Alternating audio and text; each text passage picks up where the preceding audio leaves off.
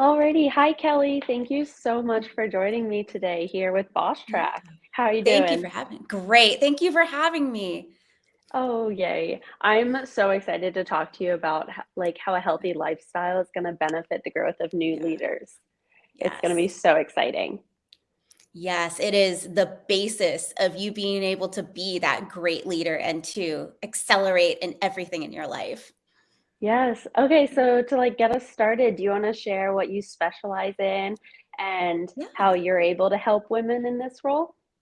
Absolutely. And the audience for Boss Track is who I help. That's I love overachieving women, the ones who are always doing the most.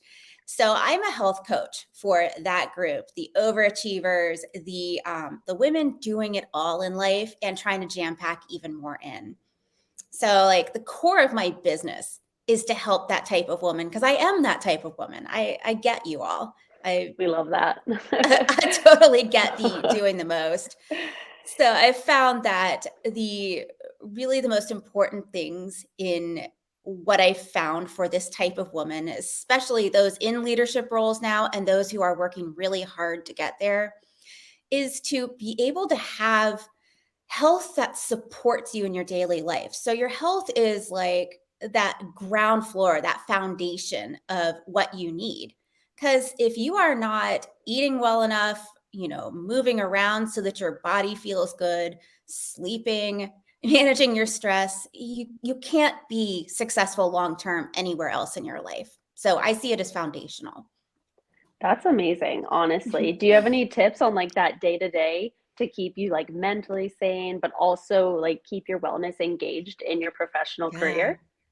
So this one is going to be a little controversial for the non-type A's out there. I know you all exist in the leadership world. I see you. I know you're there. So bear with me, non-type A's. My biggest tip for stress management, for energy management overall, and just keeping your wellness in check throughout your daily life is to plan and be organized. I think of back before I took my own advice with that, I would be late everywhere. So I'd show up sweaty and frazzled and not at my best. And, I'm sure when many you're people can compare to that and we've ooh, all me, been there, myself, and I. Exactly. Oh, right? We've all been there. So not only are you reducing that stress and that anxiety in your daily life, you're able to create more space for yourself. So when you have things planned out and you give yourself a buffer, not only can you keep work life within work hours, but you have time to just breathe and relax. So that is, I know it sounds like a controversial health tip, but being organized and planning ahead is the thing that changed my health the most. Other than that, that is probably my biggest stress management change that you can make. But for that, physical health, which really plays into mental health and wellness overall, move more than you sit. And I don't mean go hit the gym, I mean get up, stretch. So all you have to do in the day is just move more than you sit and eat as well as you can. Eat in a way that supports your energy, supports your goals so you can do things. And yes, cake is involved in that. Yes, treats, desserts, pizza, everything that fits into that lifestyle. But remember that you're supporting your body to do all these other challenging things in your life. I love that. Oh, amazing. That helps me out. That helps almost Good. everyone, honestly. Let's get after it. And I love Good. how you pointed out prioritizing that time away from work Mhm. and setting those boundaries because that's Yes. very important. Um, Yes. and you wrote a few novels, books to get Yeah. out there. Do you want to go ahead and Yeah. take us through your first book? Because I think there will be very inspiring to our community. Sure. I would love to tell you about that. Uh, as I sit right here, I'm taking a break from being on a writing retreat for writing fiction. So I'm like all in Awesome. book writer headspace right now. So the first book I wrote, I won't, I'm not going to bring you into like my romance books now. My first book I wrote for my business is called You But Better. And that is the same name as my signature program. So It is a total approach to everything that I found is necessary for a busy woman who wants to take care of her health, but doesn't need a complete overhaul. We're not talking about like an intervention. You are not on my 600-pound life. You are not off to the hospital for exhaustion. My people tend to just need tweaks because you're already doing the most. You're already much closer to being healthy than you think you are. So, You But Better is a complete program in that book. It's like having me with you. So, I take you through goal setting, which is the core of every program I have, whether it's an online course, a book, or it's one-to-one coaching. So, we do that. We find goals that fit into your current lifestyle because let's be real, none of us with our busy lives are going to be able to change our complete lifestyle. We can't go off to wellness retreats and then live there. It sadly. So the whole thing's about like small changes, like little habits that you can fit into your daily life that add up. So I found that, the core places we need to do that for really overachieving women is our nutrition to support our energy level and our overall health, Oh, yeah. fitness, whether that is working out at the gym or it is taking walks with your dog, whatever fitness looks like to you for your goals, fitness, just moving. And I believe I even call it movement in the book. Who wrote this? Do I remember? So we have those. We have stress management, which you've already heard me harp on stress management. And energy management, which what I mean by that, there are two ways of looking at that. So, energy as an energy healing, which is great, but not my realm. Energy, I mean, like, are you sleeping? Are you exhausted by midday? How do we keep that energy up and you feeling really good day to day? So that really the goal of this book, my programs, and anything is you don't have to think about your health. Like, we're trying to make this not hard. Like, the subtitle of the book is Don't Make Your Health So Hard. So that's Oh, that book. I have another one called Mentally Hungry, and it's about emotional eating because I found that one of the bigger, more specific problems that my women tend to have, and especially as they get older, like me, I'm in my 40s. So as we get a little bit older, the emotional eating comes in and it becomes more of a problem because it's not as easy to lose weight as in your 20s. So hey, that we still have emotional eating over here, okay? oh yeah, you're just not feeling like the horrible results of it.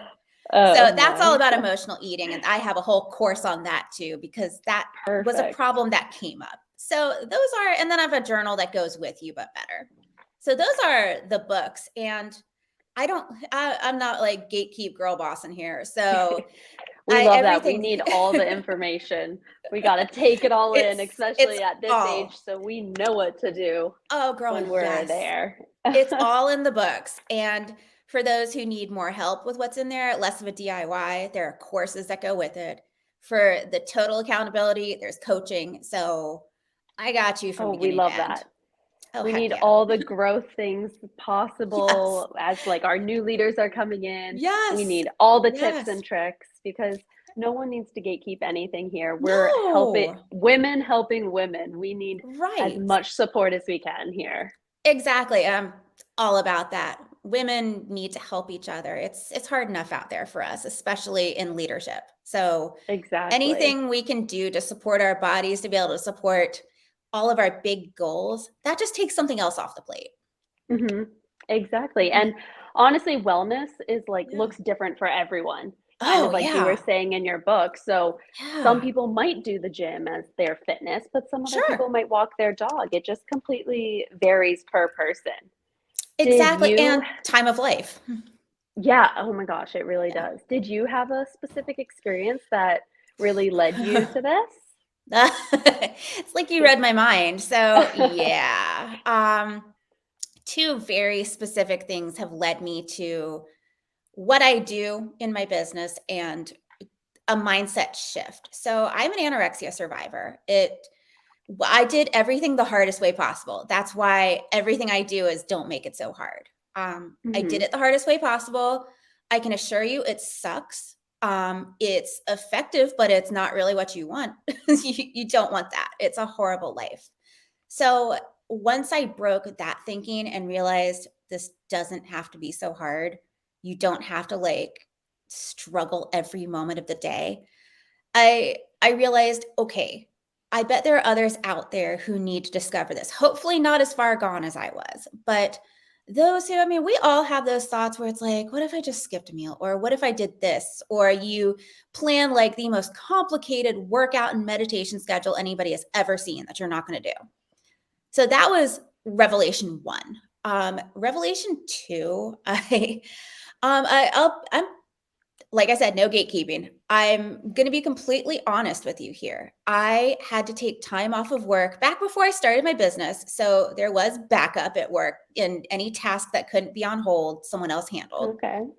I had to take time off of work because my anxiety just overcame me. And I have a really great 1-2 punch of anxiety and depression that were not well managed back then.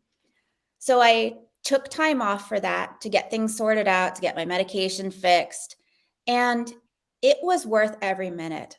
Trying to climb up in my career, it was a hard decision because it was a crucial time. I was in my late 20s, and that's a really crucial time in our careers. It is. And I assure you that I hope you don't ever get to that point. Please don't learn from me. You do not need to get to that point where you have to take a sabbatical. But if you do, nothing in your work life is going to come crashing down. This isn't to say that you're replaceable or that you're not important, but your health is primary. That is, if there is an emergency, work does not matter. And that's, a whole discussion of boundaries out there too. So when you are when you are not feeling well, don't let it get to the point where I did, where I had to take a sabbatical and get my stuff together. So Yeah, that's so that's important. where all of this came from. That's amazing. Honestly, just Yeah. knowing like when you need to step back for your wellness to Yeah. like put that first because obviously we're here talking about you need to like have a great wellness Yeah. standpoint in order to succeed professionally. And you were able to Yes. realize that. And Yes. unfortunately, you mentioned it was a little too far gone than you were Oh, yeah. hoping. But that's why we're here and we're helping for the next Right. generation so they don't have to reach that. Don't So, let it be you. It does not have to get to that point. And I was an outlier. Obviously, I'm an extreme person considering the anorexia and the having to take a sabbatical. Don't let yourself be that. And I know that's a tendency for people who are especially interested in accelerating their careers. Women feel so much pressure to do everything and to do it all and to do it all at the highest level. So mhm. give yourself grace. You are going to achieve your goals. And it doesn't matter if you take a day off or if you tell your boss, no, I will get back to you tomorrow on that. I'm going home. Especially for my work from Exactly. homers where it everything is just one blur when you work from home. It There all it's meshes. like it's all the same. Work, life, it's all there constantly. Yeah, so those boundaries you were mentioning earlier with those Yeah. time Yeah. scheduling, that would really help those people who work at home specifically Yes. because they can't step away from an office Yes, and and you such. are not, despite what all the articles out there want to tell you, you are, this group at least, you are not likely to be lazy when you work from home. You're not cheating hours. You are more likely, if you are someone interested in leadership, to be working way too hard and burning yourself out. So pay attention to your boundaries. They're really important. And if you are not feeling at your best physically, mentally, any combination of those two, you're not going to perform your best. So uh, be be good to yourself. Your job can wait, and it's perfectly reasonable, and nobody's going to judge you. I promise, nobody is judging you at work. Yeah, that's so true. And do you have any last points that we want to wrap up and point out there? Hmm, And then we'll get into how yeah. people can reach out to you? I think I really want to stress that pushing as hard as you can, there are seasons for it. Early in our careers, if we are working on a special project, if we are so darn close to a promotion or finishing a big project, There's time for that. Yes, that happens. Sometimes you work weekends, but this is not going forward. Especially for those out there early in their career, that is not the norm. That is not how people get ahead at work. Your boss is not working 24/7. I promise you. And they didn't get there by working 24/7. So leave that expectation that you have to be everything all at once for the rest of your life to succeed. Because that's not true for you to be healthy, for you to be well, for you to be a leader, for you to succeed in anything you want to. So, this is coming from your big sister here.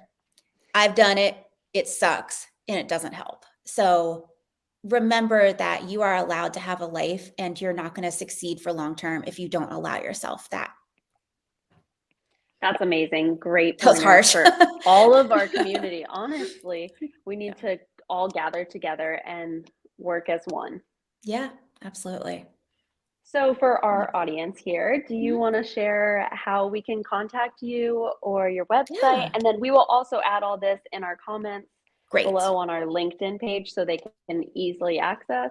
But go ahead. Great. So I made the huge mistake when starting my business to have a silent letter in my business name. So it's called Sirona and it's Tsirona.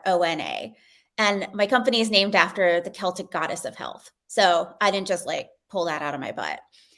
So you can find me at Sirona.com where I have a ton of freebies. I'm the freebie queen. You can join my mailing list where you get all sorts of helpful tips, but not a ton to, overwhelm your inbox.